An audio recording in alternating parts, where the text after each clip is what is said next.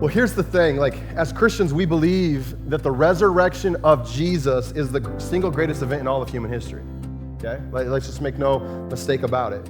Without it, everything that we believe as Christians is pointless. None of it matters. Even though the resurrection changes everything, it hasn't changed everyone. Lots of people view the resurrection as this bizarre, impossible, made-up fairy tale, cannot be proven. It's the stuff that legends are made of. And after all, like when you think about all of the science that we have today, isn't it just some sort of Bronze Age myth that can easily be dismissed now all these years later in kind of the present moment? And the reason why we have to talk about the resurrection, and the main reason why it matters to us today, is because every single one of us will someday face death. That's why we have to look at it. That's why we have to consider it. Like when faced with our own mortality, each of us has to wrestle down what happens after we die. The great mystery humanity has sought to answer since the beginning of time is what happens next. Is this all that there is? And see, Christians believe that the resurrection is central to our faith because it addresses what happens after we die. It makes our faith what it really is.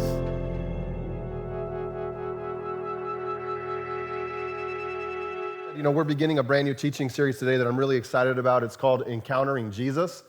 And we're going to look at the many different encounters and interactions that people have with Jesus in the immediate days after his resurrection.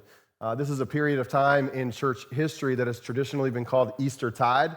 So it's the days after his resurrection all the way to his ascension. And in this series, we're also going to look at the days all the way up to the day of Pentecost, the birth of the church. And so the encounters, the interactions that people have. And in this series, what I want to do is just kind of evaluate these stories, these interactions, and kind of just talk about how I think like we all should be people who are continually having encounters with the risen Lord as well. And how those encounters with the risen Jesus ought to be affecting our life and affecting how we live, changing our perspective on things. And so the reality, though, when it comes to the resurrection, is that the resurrection is a story that not everybody embraces. And not everybody has embraced this story throughout history. You know, many people try to explain it or downplay it as like nothing more than a myth, right? Like that the resurrection is kind of, this story that was sort of embellished. You know, there was, maybe at one point some historical realities to it, but over time, as it's been told and retold, it's just kind of grown into this fable, grown into this myth. It's nothing more than a legend. And that's in direct conflict with what Christians believe about the resurrection. And it's interesting, we just come through what we believe is the most significant, most powerful day of the year for us as we remember the resurrection. And yet through it all, there still comes these doubts. There still comes these wonders that we have, like, man, can that really happen? And some of that is just because throughout history, there's been a lot of doubt around whether the resurrection is verifiable, whether it's something that is authentic. And a lot of people say, man, this is the stuff that legends are made of, right? So let's look at that. A legend is this. A legend is a traditional story, sometimes popularly recorded as historical, but it's unauthenticated. It's unauthenticated. So in other words, like a legend is a story that gets told over and over again, and sometimes, it gets believed, and eventually it comes to kind of be accepted as something that is historical. But when you really dig into it and you study it, what you find is that the evidence shows that it's not real, that it's not authentic. And so a lot of people have kind of viewed this of the resurrection. Well, an example of what a legend would maybe be like the lost city of Atlantis, right? That's a legend. Legend status, it's not true, it's not real, like it's a pretty cool story. It'd be awesome if it was true, but no one's ever discovered the lost city of Atlantis. Another example, I think a really good example would be like the legend of Billy the Kid, who was actually a real person who lived, but as his story has been told over the years, it's morphed into something that has reached legend status, right? You look into it and you're like, man, that's just impossible. None of that is true. Another example would be like King Arthur and the Knights of the Round Table, which is a story I love. Whenever there's like a movie depicting it, like I've got to see it. I love it, but it's just not real. Camelot doesn't exist, right? And people have looked into it and wished it were real and true, but it's not. I hope I'm not spoiling that for anybody. But the reality is, each of these examples, when you look into them, you find that they're unable to be authenticated, right? Like there's stories that have kind of taken on a life of their own, been told and retold, but man, you can't authenticate these stories. And so look at this. When we come to the resurrection of Jesus, many people view it as nothing more than a legend that is impossible to authenticate. Like nice idea, a really good idea. Man, that'd be awesome if it was true, but you can't really believe that actually happened. Many people would have you and I believe that our entire faith is based on misplaced information. Like, are you really going to tell me you're staking your whole life on something that happened 2,000 years ago? On something that there is no way that could have happened? Are you telling me that that's what you're actually doing? And some people would say, you know what, even if the resurrection isn't true, it's not that big of a deal. It doesn't really matter all that much if it's not true, because the resurrection is still like a really inspiring story. And, even though maybe it didn't happen, like you can still hold on to it and gain a lot from it. Like man, look, you can overcome things that want to get you down. You can have victory over defeat and all of that kind of stuff, that there's still these like moral truths in the story of the resurrection that we can kind of pull out of it. Well, the problem with all of that is that when you look at the Gospels and then you look at the last 2,000 years of church history, what you find is that nobody ever communicated the resurrection as something that they believed to be sort of fairy tale, sort of made up, kind of just a good story to hang on to. In fact, in the Gospels, we find that over 500 people claimed to have seen Jesus alive in the immediate 40 days following his resurrection and prior to his ascension. And we have to deal with that. We have to go, okay, well, if that's true, if like people really did see Jesus alive, like then what are the implications that has for you and that has for me? Matthew chapter 28 gives us the story of the resurrection. In Matthew's gospel, it says, after the Sabbath, at dawn on the first day of the week, Mary Magdalene and the other Mary went to look at the tomb. There was a violent earthquake, for an angel of the Lord came down from heaven and going to the tomb, rolled back the stone and sat on it. I like that detail. Just took a seat right there on the stone, on the stone that was rolled away. The angel's appearance was like lightning. His clothes were white as snow. The guards, this is an important detail, especially to our text this morning, but the guards were so afraid of this angel, right, that they shook and became like dead men. They just start playing dead on the ground, which is awesome. Something's going on here. Okay, where am I at? Okay, the angel said to the women, do not be afraid, for I know that you are looking for Jesus who was crucified. He is not here. He has risen just as he said. Come and see the place where he lay. Then go quickly and tell his disciples, he has risen from the dead and is going ahead of you into Galilee. There you will see him. Now I have told you. So the women hurried away from the tomb, afraid yet filled with joy, and ran to tell his disciples. And suddenly Jesus met them. Greetings, he said. They came to him, clasped his feet, and worshiped him. Then Jesus said to them, don't be afraid. Go and tell my brothers to go to Galilee, and there they will see me. So this is the account of the resurrection of Jesus, right? That has been told and retold time after time after time after time.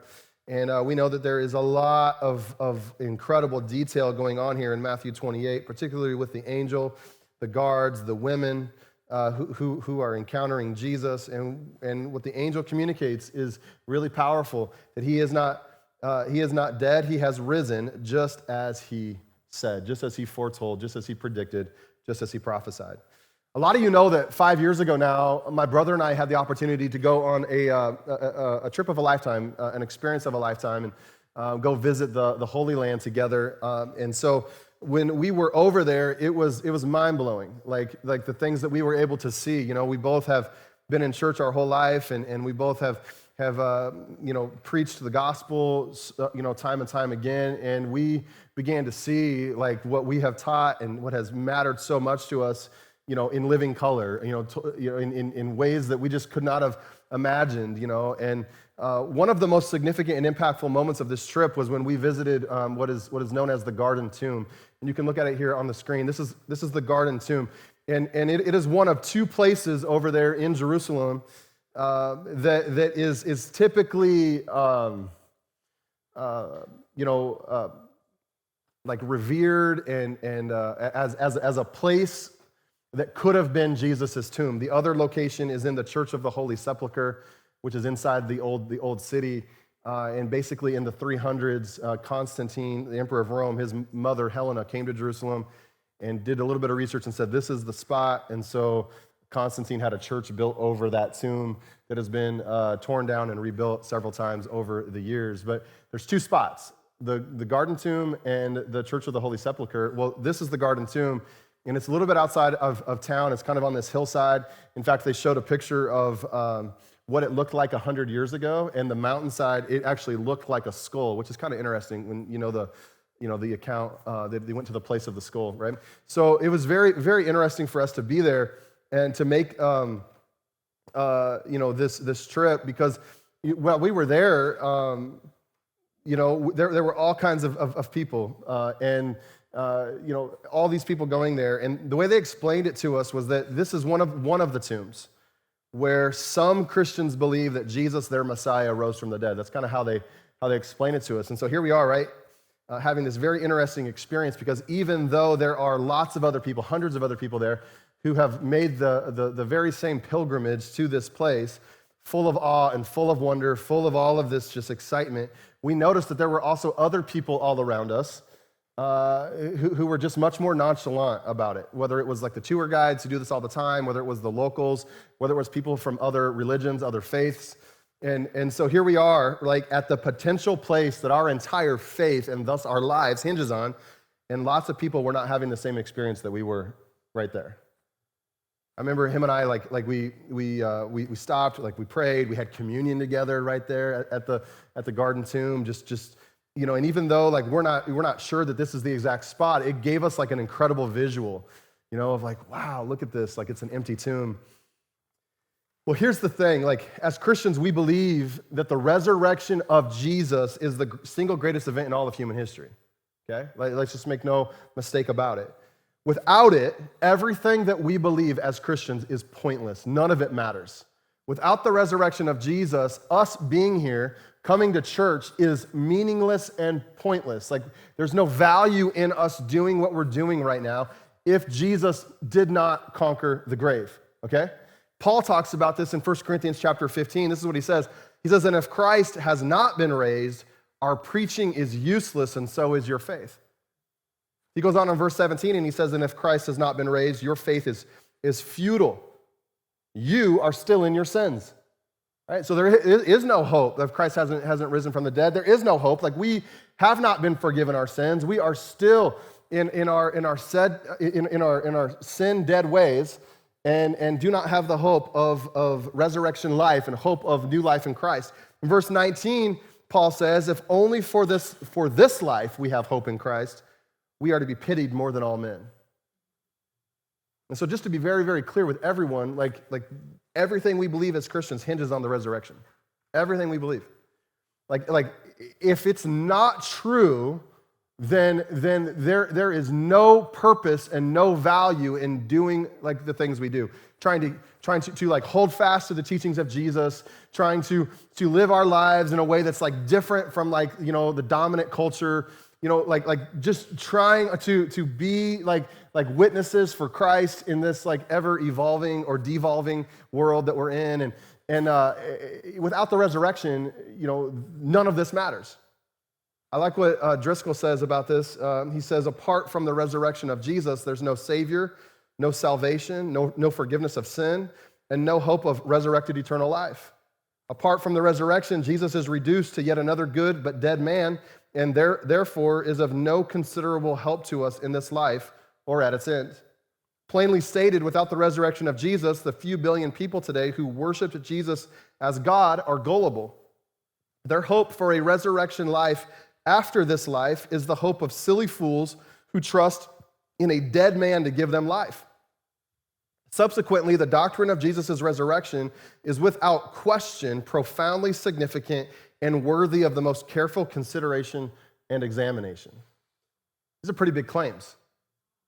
That if not true, right, we just talked about what that means, but if they are true, have significant implications on every person on the planet. So I would just say, like, if everything that Christians believe hinges on the resurrection, then perhaps we ought to fully investigate this claim, right, in order to determine how and if this 2,000-year-old miracle should really still impact us all these years later.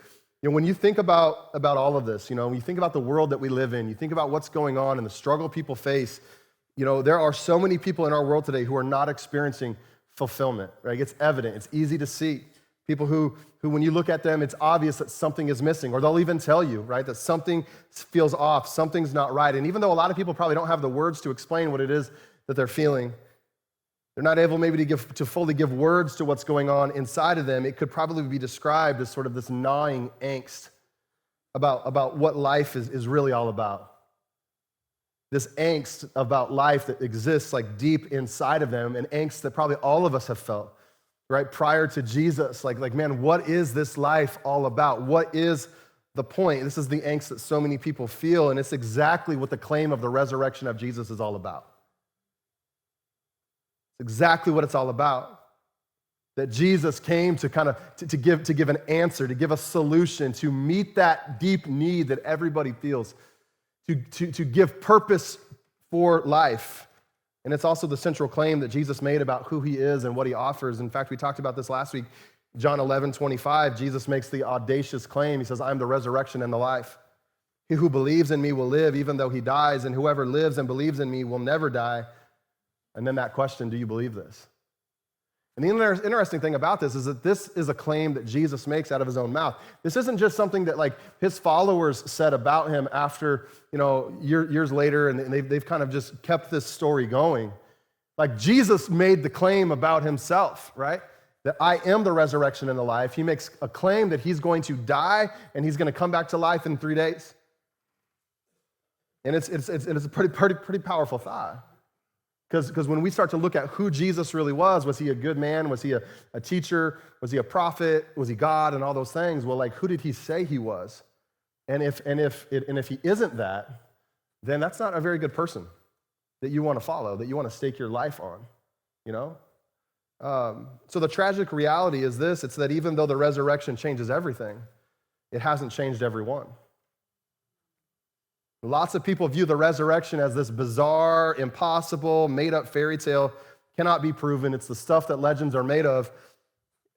And after all, like when you think about all of the science that we have today, isn't it just some sort of Bronze Age myth that can easily be dismissed now all these years later in kind of the present moment? Now, when you think about that, the downplaying of the resurrection is nothing new, right? Not only does the downplaying of the resurrection exist in our world today, but it's always existed. It's always existed. There's always been alternative explanations for why the tomb is empty, okay?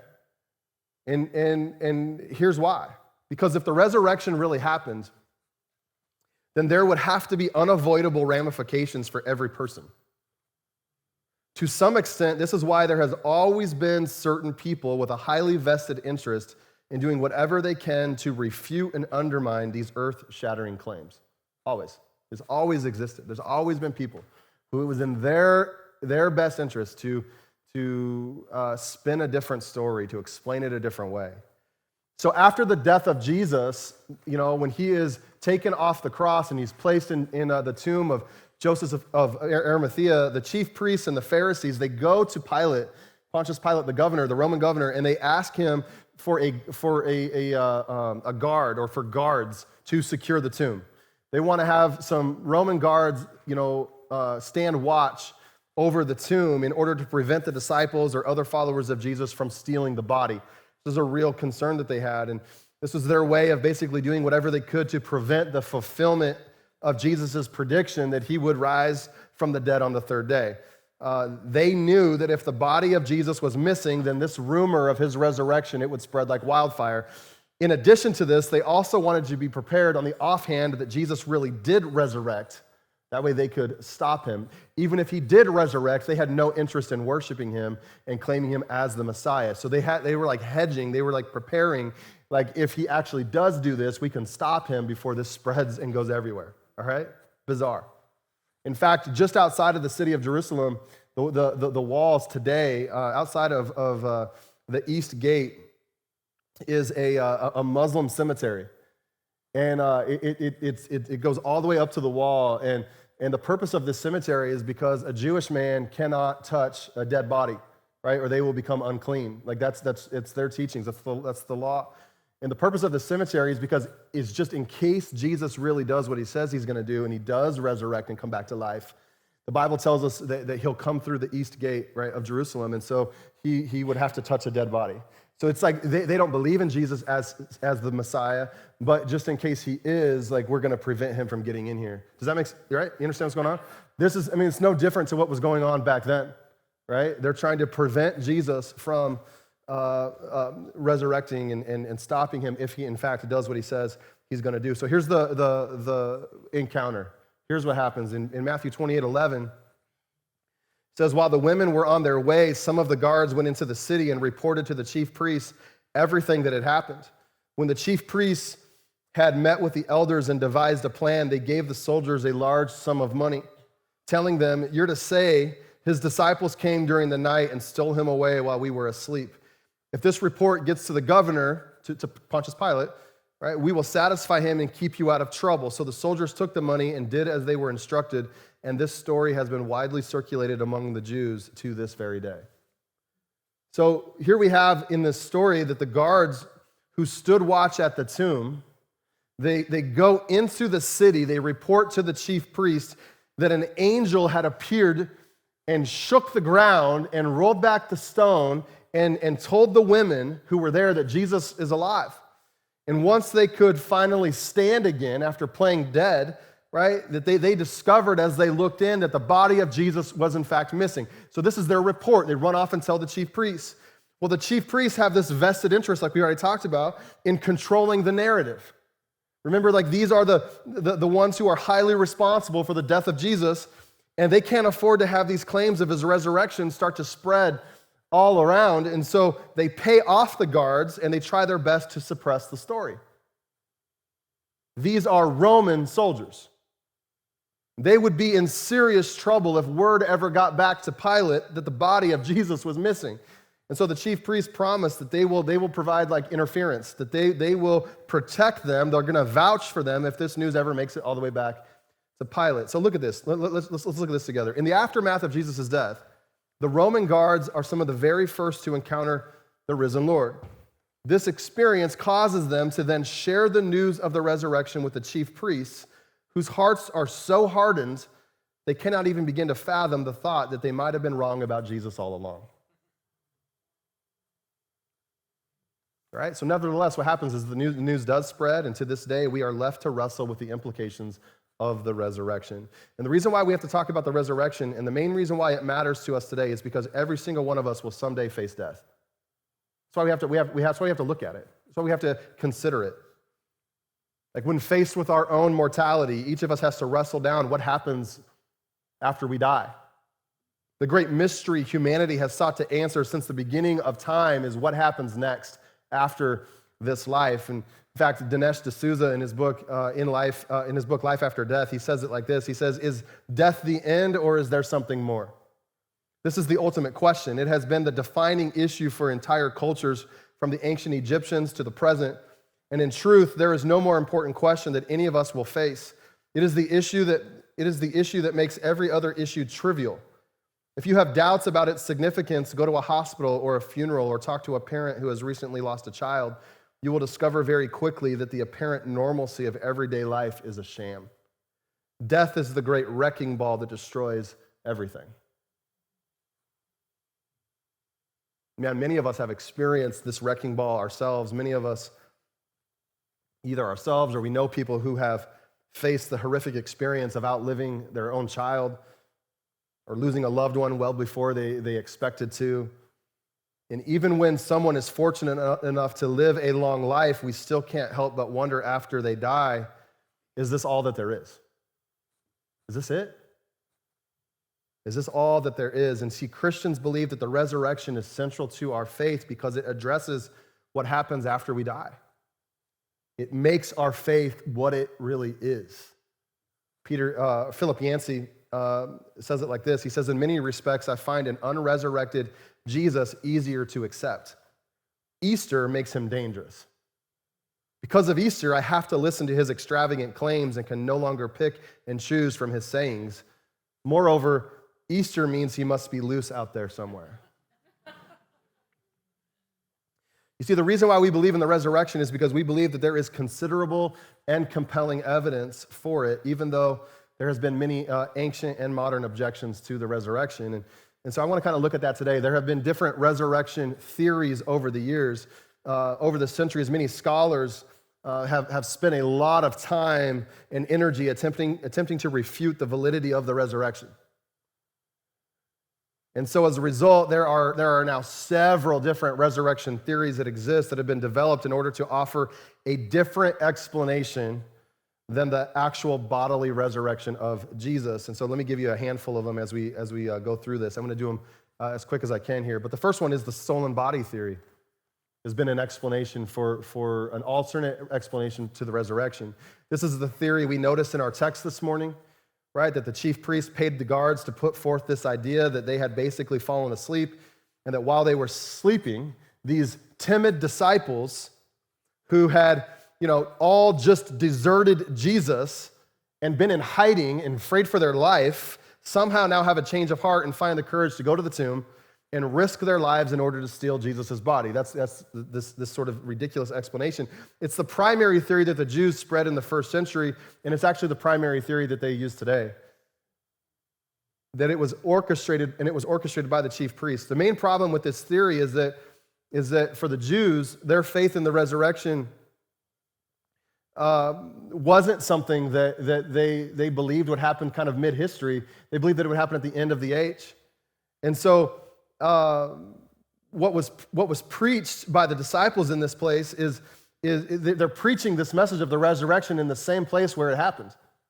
You would think that if you're going to make up a story and you're going to kind of tell a lie, that like you take the body and then let's go somewhere where no one knows what happened, and then we'll start a lie there. But they're preaching this and teaching this in the same exact place where the body was stolen and where Jesus had been. And man, it would have been very difficult for them to steal Jesus' body and move it somewhere without being seen, and without anyone ever finding the body at some point. So all the chief priests would have had to do to refute the claims of the resurrection was to just produce the body of Jesus, and they never did. Okay, so it's a theory. The stolen body theory is one that we reject.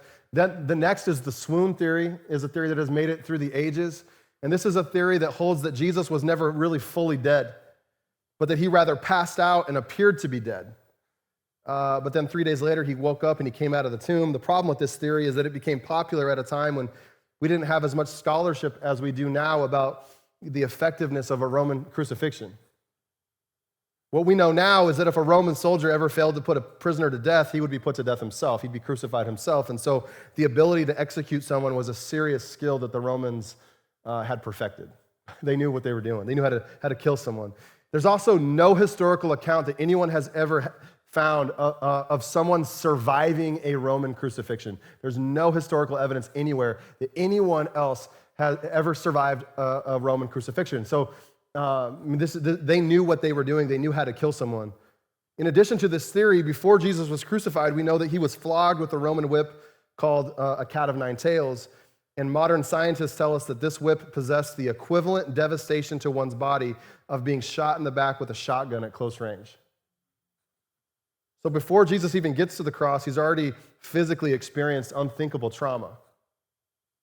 Eventually, he gives up his spirit as his body has simply worn out. And then he's wrapped in burial cloths, and around 75 pounds of burial spices are placed all over his dead body, and he's placed in an airtight tomb. There is a stone rolled in front of the tomb that many believe was at least 4,000 pounds, 2 tons. And the swoon theory would contend that 3 days later, Jesus simply pushed open this tomb and somehow overtook the Roman guards standing watch over the tomb.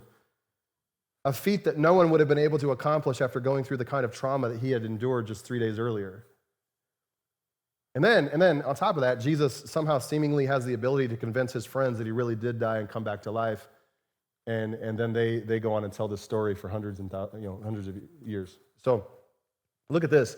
The Journal of the American Medical Association says this. It says, clearly the weight of historical and mutual evidence indicates that Jesus was dead before the wound to his side was inflicted. Interpretations based on the assumption that Jesus did not die on the cross appear to be at odds with modern medical knowledge. Right? And so obviously, like Jesus dies, they go around though, just to be sure that he's actually dead. They take the spirit, right, and they impale him through the side up into his heart, like blood and water flow. And this is to make sure that if he's not fully dead, he at least is now. So that's the swoon theory. The next is the look-alike theory. This is known as the twin body theory. Is another way it's known. It's the primary theory of Jesus' death that is held by those in the Muslim world. In fact, just this last December, I got into a very lengthy discussion with a Muslim man, and we got into all the differences about Christianity and Islam, and he brought up the look-alike theory, talked to me about how Jesus never really died on the cross, but that someone who looked like him took his place instead. So this is the idea that Jesus basically, he had a brother who looked like him, who was evidently kept in secret somewhere. And just before Jesus was arrested, they switched places. This brother then died in his place. Eventually, Jesus ascended into heaven without ever actually dying. This is what people contend.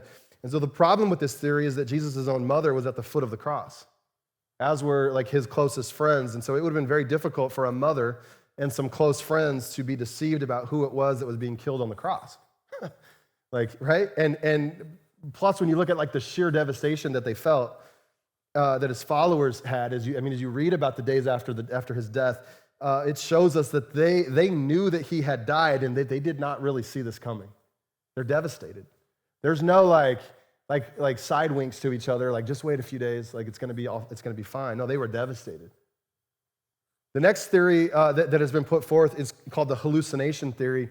And this is the theory that the disciples never actually really saw the risen Jesus, but instead they hallucinated or projected their desires for him to resurrect, and therefore they were confused in what they saw. And this is kind of what John Dominic Crossan says in his quote to Time magazine. Now, he is a non-believer, and he says, after his crucifixion, Jesus was probably laid in a shallow grave covered with dirt and eaten by worms and wild dogs. The disciples just made this story up. It was wishful thinking. This is the explanation a lot of people have had, that it's just a hallucination, it's wishful thinking. Well, the problem with this story is that now we have more information today about what hallucinations are and about how they work. We know that hallucinations are private, that they are personal, that they are not public experiences.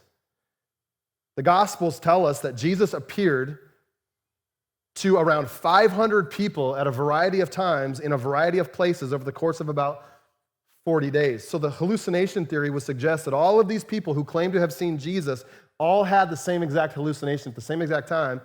And then after 40 days of Jesus walking around on the planet, these hallucinations suddenly and abruptly just stopped. And no one had them again, and nobody has had them since over the last 2,000 years. I think it's a pretty weak theory for the explanation of the empty tomb.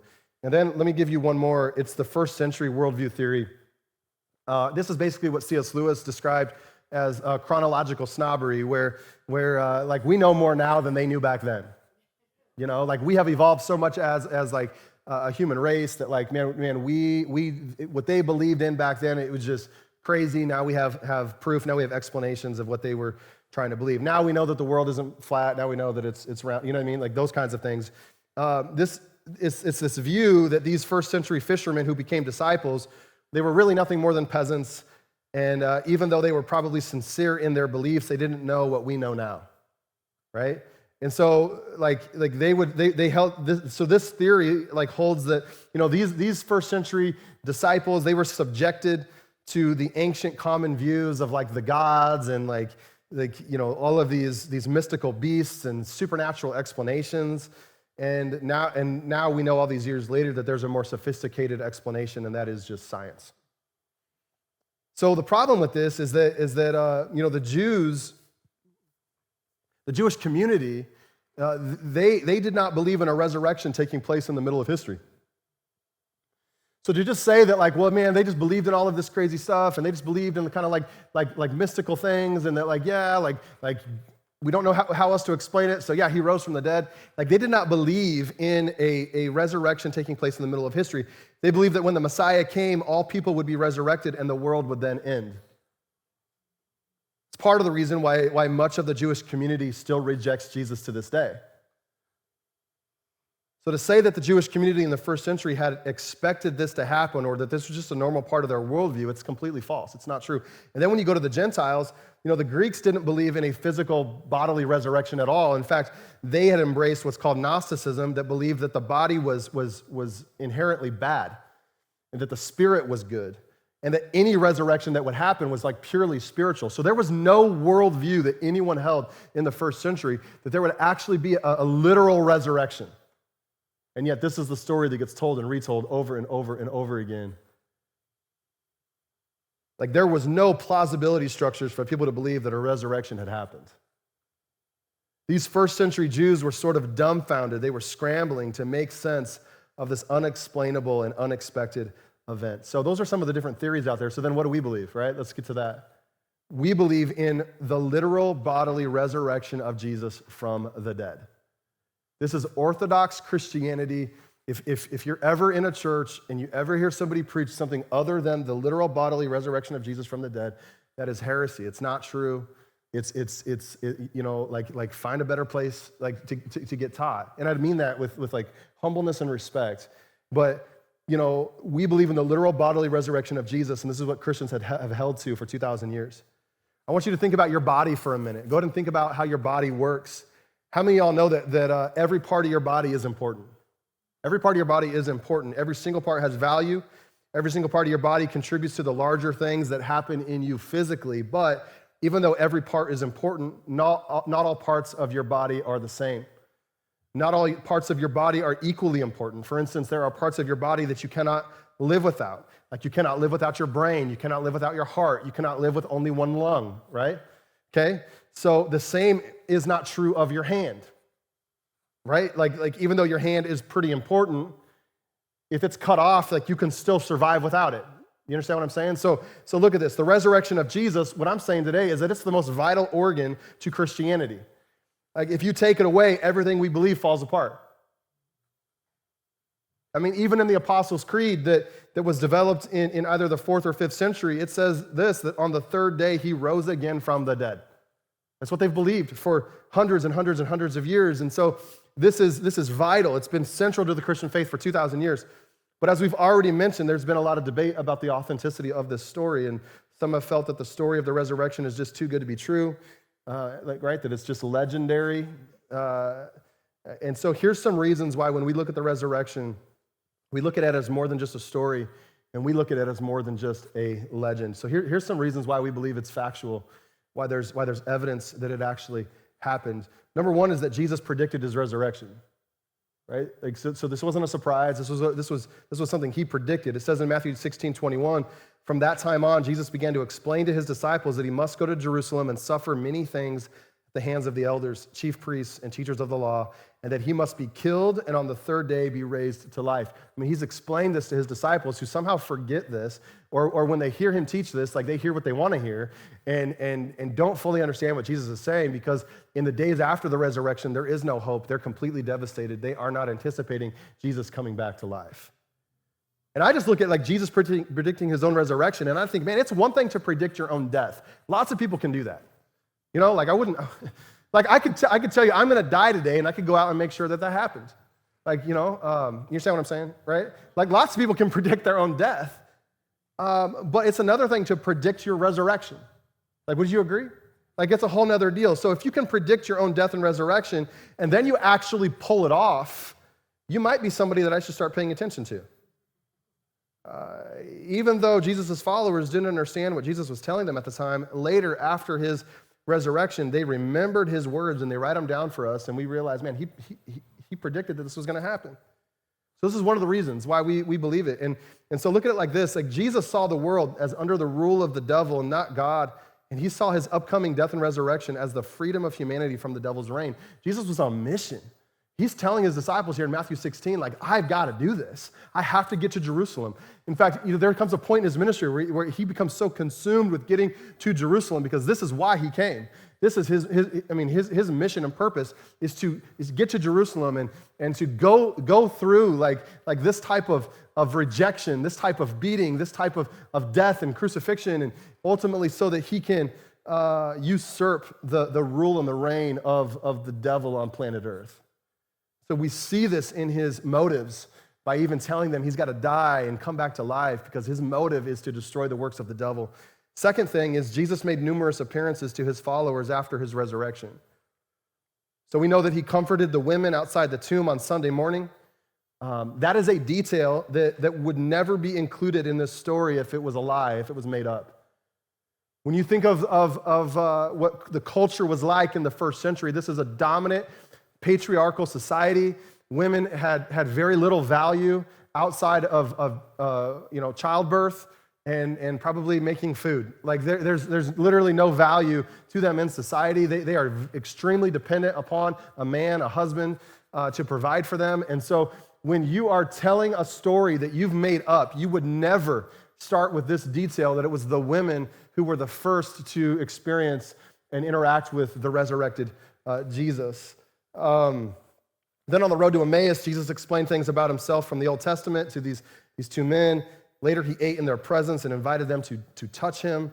The Bible records that Jesus was seen by more than 500 at one time in 1 Corinthians 15:6.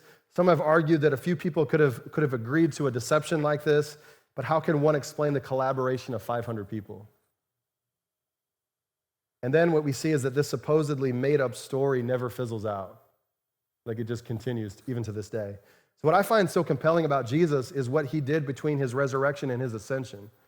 We're told that he spends 40 days finding his friends who had turned their backs on him and denied their faith for the purpose of loving them and restoring them, and he's still making appearances like this today. He's going around and he's finding all the ones who turned their back on him, all the ones who rejected him. He's going around and he is reminding them of like who they really are. He's speaking life into them. He's restoring Peter right on the beach over breakfast. Like he's going around and he's reminding them of like who they are as he's getting ready to prepare to leave this earth. And I just think, man, people are still encountering Jesus like this today as they did back then. Thirdly, Jesus' followers had this unrelenting faith in the resurrection.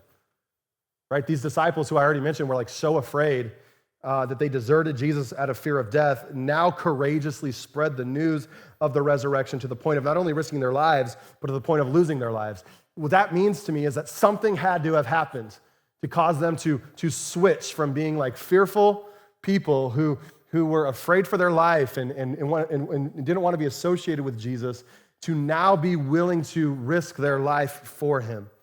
Every single disciple of Jesus dies a martyr's death, except for the Apostle John, who is tortured in a way that we can't even begin to understand. He's dipped in hot boiling oil and somehow miraculously survives.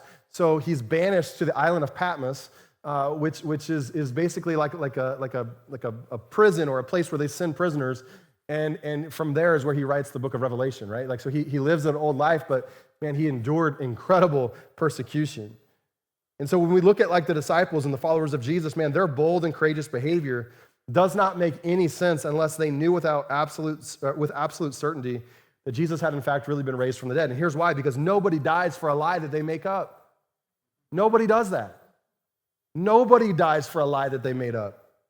The sheer fact that this story of the resurrection makes it out of the first century, I mean, it is proof to us. It was illegal to be a follower of Jesus. It was illegal to spread this news. It was illegal to be a Christian in the Roman Empire. The fact that Christianity only spread and spread and spread to the point that 300 years later it becomes the state religion, the dominant faith in the Roman Empire, is nothing less than a miracle. Like, how does that happen?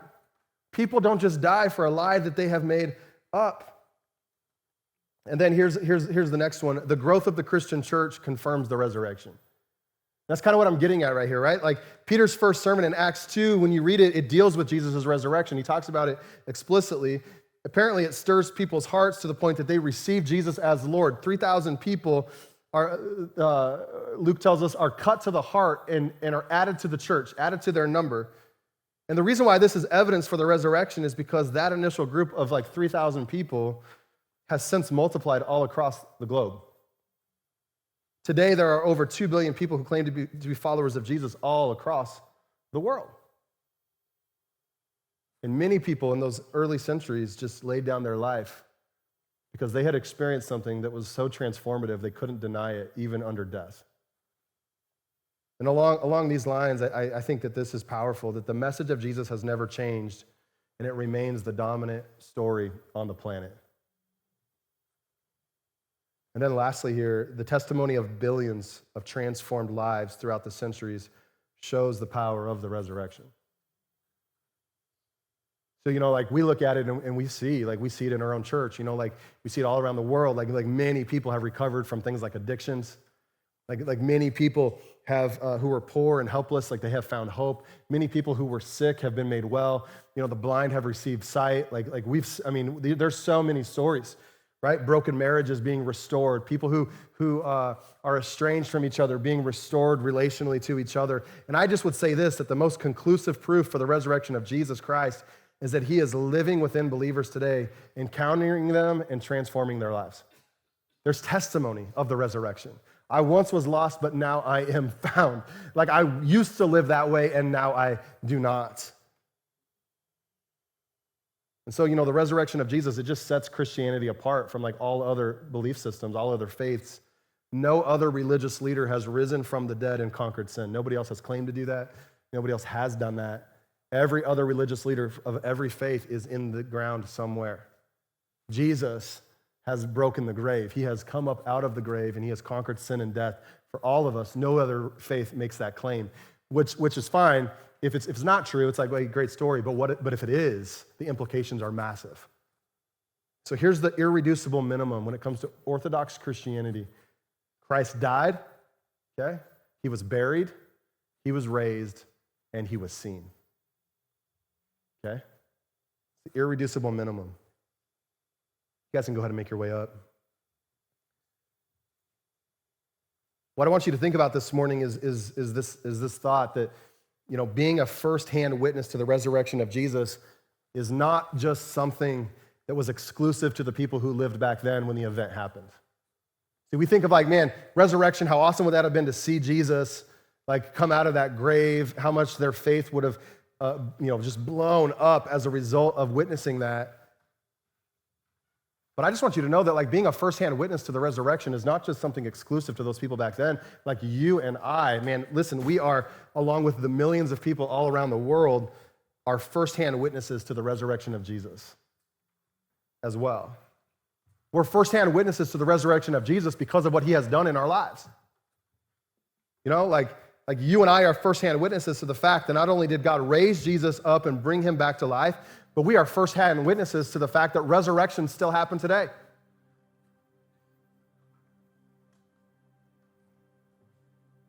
We're living proof that Jesus has brought us all back to life as well. They're living proof that there is resurrection power in this room right now. We are living proof that there is resurrection power that flows through my veins and flows through yours.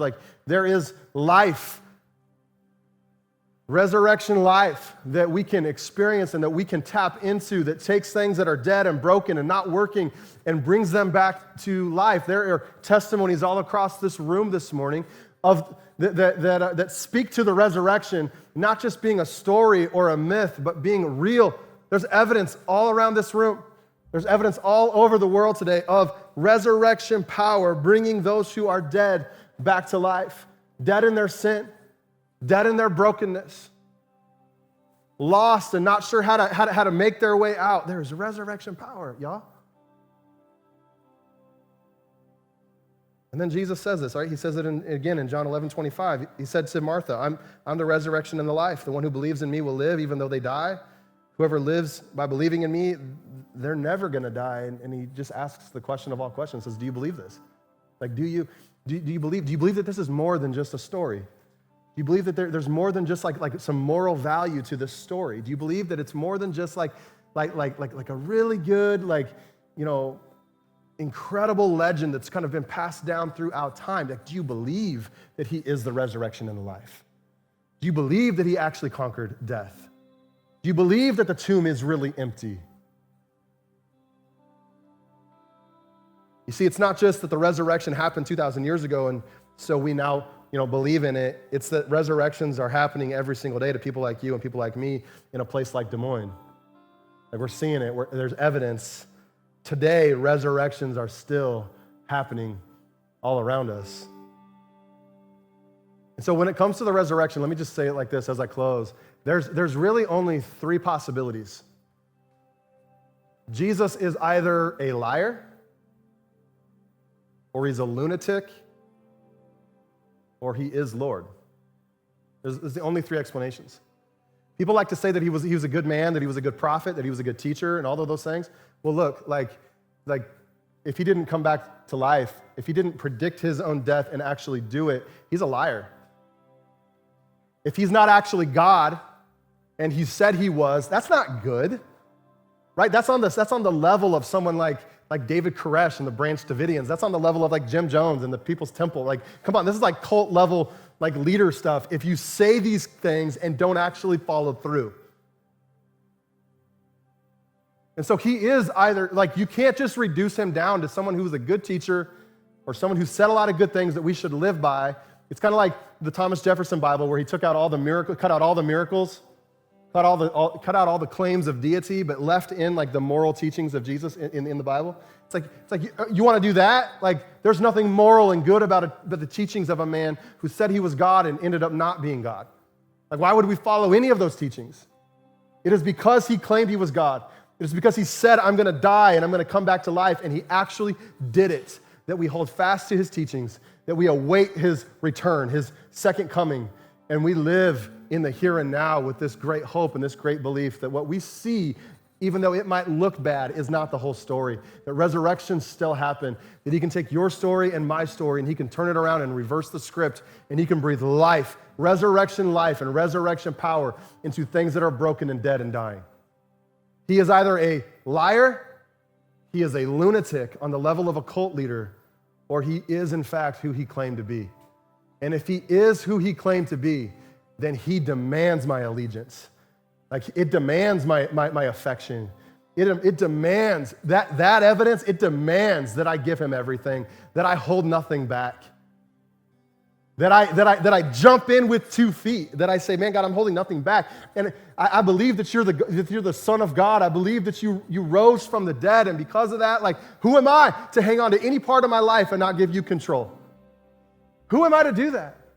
People have tried to downplay the resurrection for thousands of years now. Don't do that yourself. Don't downplay the resurrection in your own life. If he really did raise from the dead, then what does that demand of you? What does that demand of me?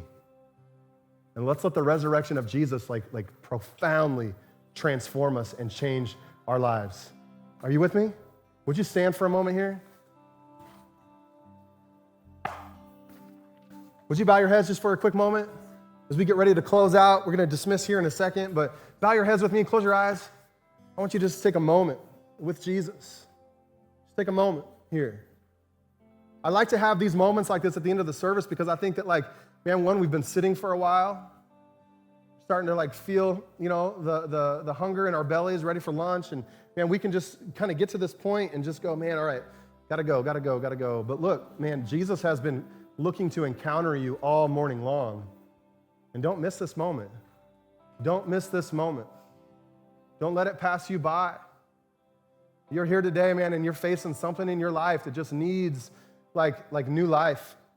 It just needs a touch from God. It needs the hope of resurrection power to touch it.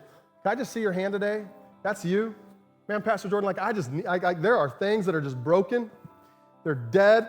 I'm in a relationship that's not working. My emotions are just crazy. I've dealt with all kinds of trauma and pain and difficulty, God. I just need freedom. I need the resurrection power of God to take what has been dead and broken in me and breathe life. Can I just see your hand? That's you here today. Come on. There's resurrection power in this room. Everybody throughout history, man, so many people have tried to say that this power doesn't exist, but in this room right now is evidence. It's evidence that God is going to come right now and he's going to breathe fresh life into you. He's going to tell you that like what looks like the end of the story is not the end of the story. God's going to come into your story right now and begin to write another chapter. Why? Because he is not dead, he is alive. Because the resurrection really happened. And so God, I pray in Jesus' name, fresh life, fresh power now, oh God. I ask God in Jesus' name that you would lift every head that is downcast, every person that is discouraged right now, every person here today who's brought something with them that is heavy, that is difficult to figure out and to know how to navigate. And I thank you, God, that you invite us to transfer all of these burdens and all of these weights over to you. I pray resurrection life into this room. Hope into every person who's discouraged. Hope into every person who doesn't know how to make it through what they're facing. I thank you that you are still making appearances even now. And so, Jesus, would you step into the room and would you come and do the things that you're famous for? Would you come and reverse the script? Come and reverse the story. I thank you that what looks like death doesn't have to end in death. And we believe that right now. We stand on that word. We stand on that promise that things are still coming back to life because of the power of Jesus. I thank you that the same Spirit, Romans 8:11, that raised Christ Jesus from the dead lives and dwells in us, and it gives life to our mortal bodies. And so we claim this now. Fresh life, fresh hope, fresh faith in this house today. In Jesus' name.